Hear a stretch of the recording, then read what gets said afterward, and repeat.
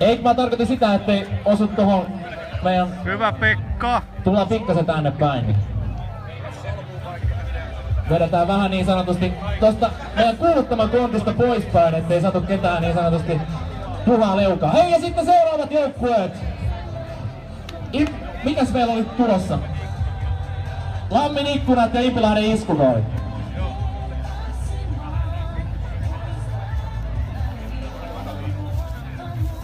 Muuttuu vielä tuolta ainakin yksi vihreäpaitainen kaveri.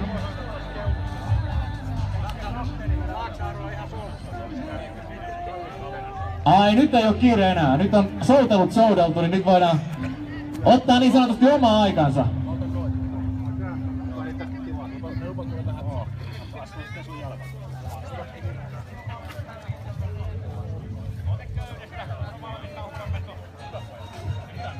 Ja muistakaa, pitäkää loppuun saakka kiinni, kunnes annetaan lupa päästää irti.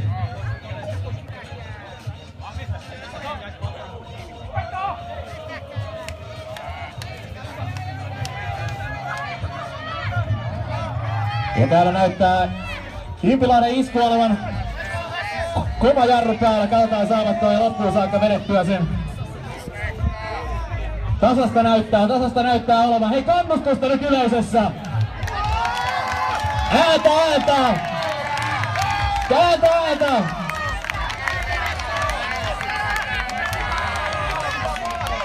Mitä käy? Täällä roikutaan jo köydessäkin. Saadaanko? Lammin ikkunat, näyttäkää vielä! Löytyykö sieltä voimaa? Veto!